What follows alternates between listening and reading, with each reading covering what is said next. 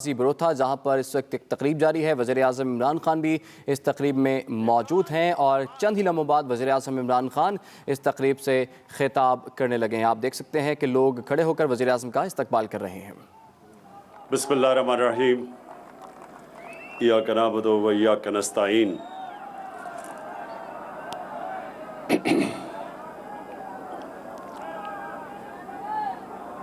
جناب امین اسلم صاحب، سب سے پہلے تو مجھے یہاں آ کے خوشی اس لیے ہوئی کہ نہ تو آپ نے ہمارے 10 ارب یعنی 10 بلین ٹری سونامی کے لیے آپ نے یہ پورا ایریا جس میں 10 لاکھ آپ نے درخت لگانے ہیں اور اس کی شروعات کی، لیکن دوسری چیز مجھے یہ بھی خوشی ہوئی کہ نوجوانوں کے لیے آپ نے سپورٹس کی گراؤنڈ یا کرکٹ کی گراؤنڈز 10 بنانے کا فیصلہ کیا۔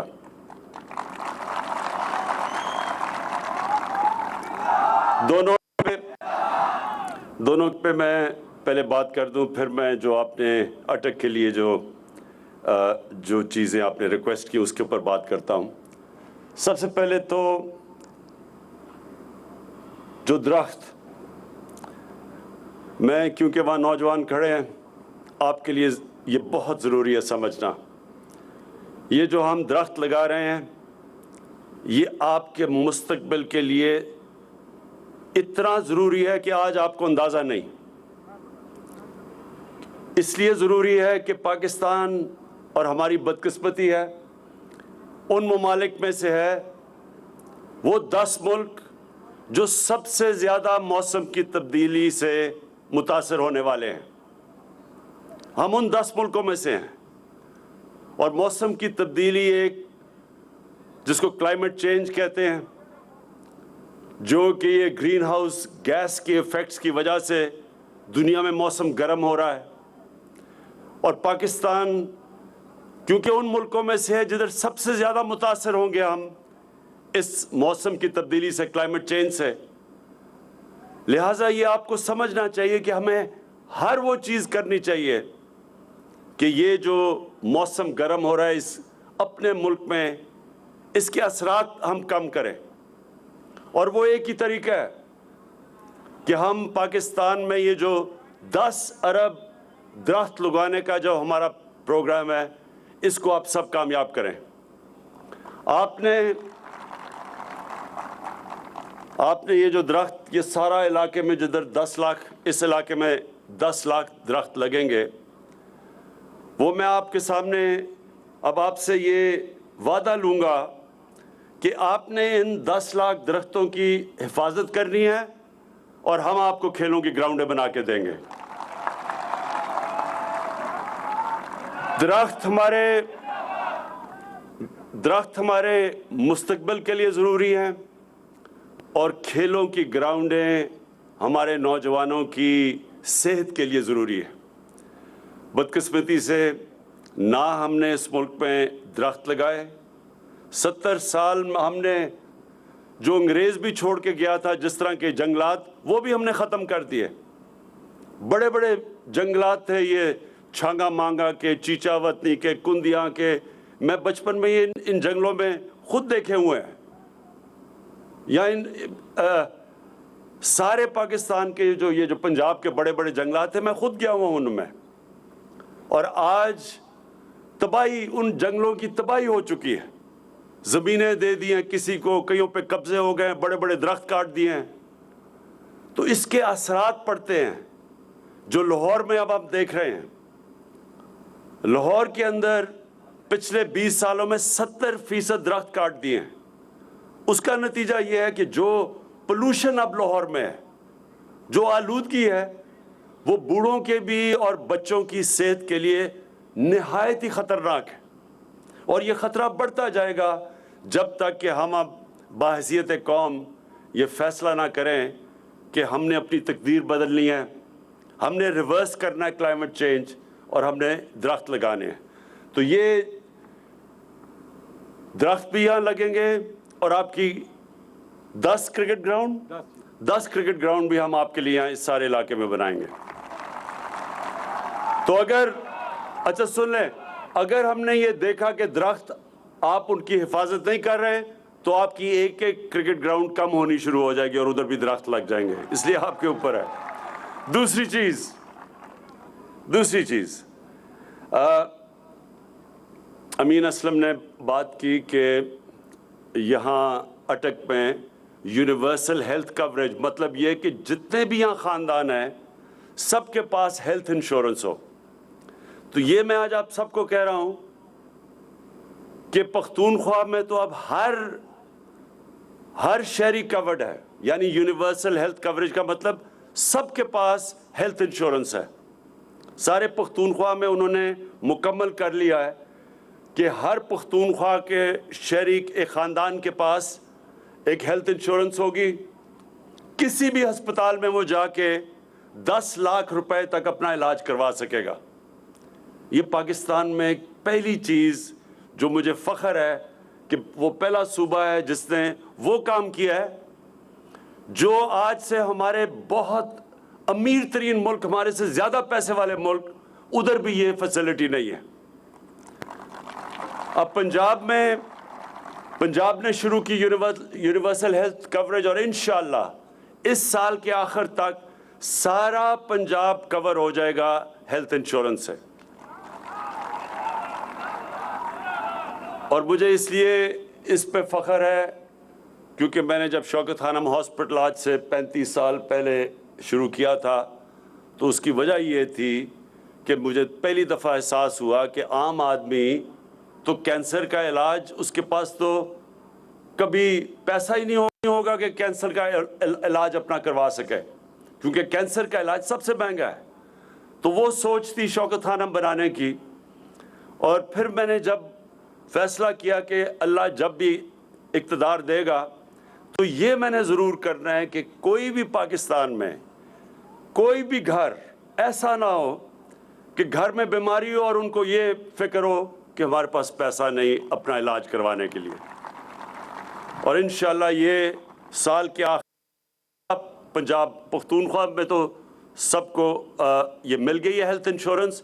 اب سارے پنجاب کو انشاءاللہ سال کے آخر تک مل جائے گی. اب میں جو آپ نے باقی باتیں کی کہ ٹیکنالوجی زون یا ٹیکنالوجی زون بنائی جائے یہاں کامرا کے پاس، یہ بالکل آپ نے بات ٹھیک کی ہے. اور انشاءاللہ اس کے اوپر میں جاتے ساتھ ہی اپنا جو ہماری یہ جو ٹیکنالوجی زون اسلام آباد میں بن رہی ہے اور ہم 4 علاقوں میں بنا رہے ہیں، ہم انشاءاللہ کامرا کو بھی اس میں شامل کر لیں گے.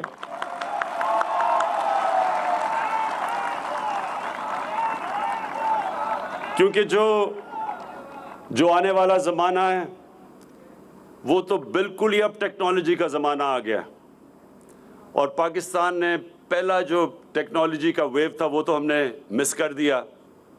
لیکن اب ہماری پوری کوشش ہے کہ آئی ٹی کا ہم پورا فائدہ اٹھائیں اور یہ جو نئی ٹیکنالوجیز آ رہی ہیں اس میں پوری طرح پاکستان اب شرکت کرے، کیونکہ ہمارے پاس ایک نوجوان آبادی ہے اور سب سے آسان نوکریاں دینا آج کل ٹیکنالوجی کے اندر ہے. تو انشاءاللہ یہ جو آپ نے کہا اس کے اندر امین، میں یہ جاتے ساتھ ہی اس کے اوپر ہم انیشیٹ کریں گے، کیونکہ وہ بڑی اچھی جگہ آپ نے کہا کہ پہلی یونیورسٹی بن رہی ہے ایویشن کی، اسی کے ساتھ پھر ہم ایک ٹیکنالوجی زون بھی بنا دیں گے.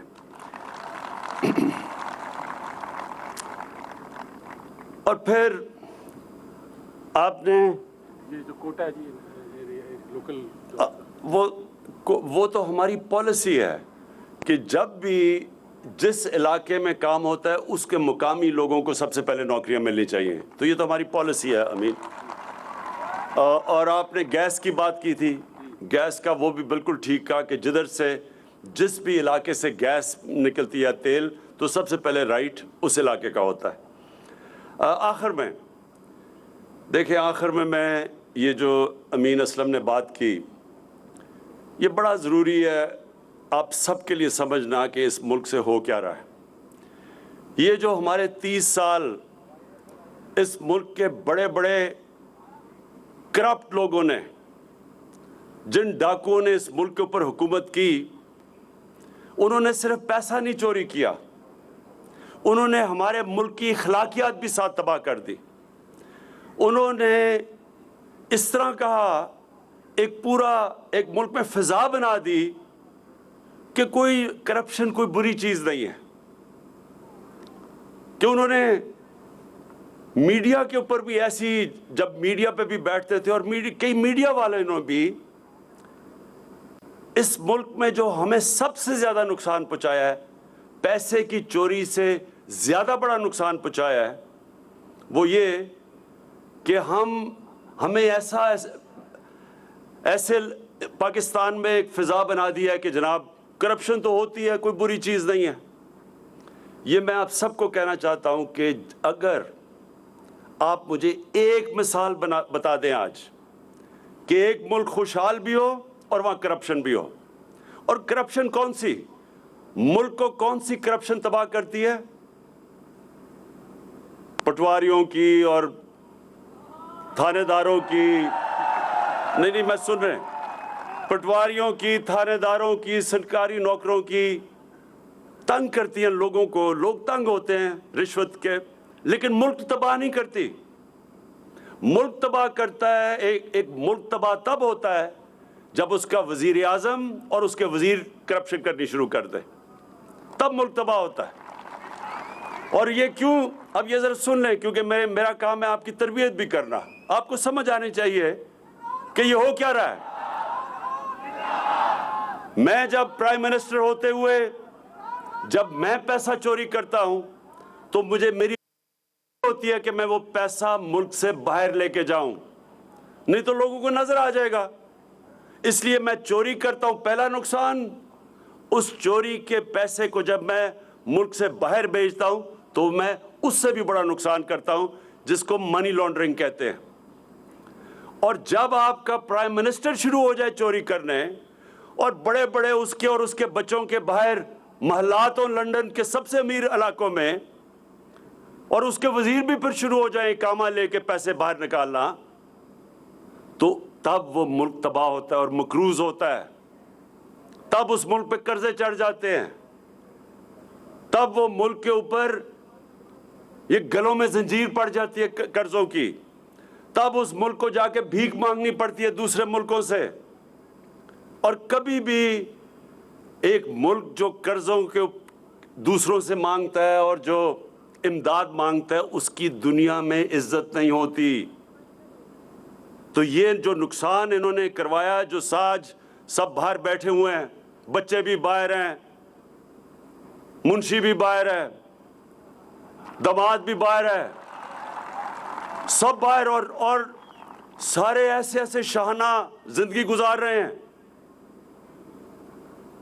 میں بھی ان کی ذرا دیکھ رہا تھا, کوئی ان کی وہ ٹی وی پہ آتا ہے کہ اسحاق ڈار, وہ بھی سب سے مہنگی گاڑی رولز رائس بینٹلی, اس کے بچے بھی Rolls Royce Bentley, Nawaz Sharif کے بھی. ایسے لگتا ہے کہ یہ پیدا ہی برطانیہ کے بڑے بڑے محلوں میں ہوئے تھے, یہ گوال منڈی میں نہیں پیدا ہوئے تھے. اسحاق ڈار کا تو لگتا ہے ایسے کہ باپ کی سائیکل کی دکان نہیں تھی, مے فیئر میں رولز رائس کی دکان تھی. کدھر سے یہ پیسہ آیا, کدھر سے آیا پیسہ؟ اور ایک ان کے پاس ایک کاغذ نہیں بتانے کے لیے کہ یہ پیسہ یہاں سے باہر گیا کیسے, اور اخلاقیات کیسے تباہ کی. یہ ہمیں بتانا چاہتے ہیں یہ بری چیز ہی نہیں ہے, سب کرتے ہیں. تو آخر میں یہ جو سینٹ کا الیکشن ہو رہا ہے, یہ آپ تماشا دیکھ رہے ہیں کیا ہو رہا ہے.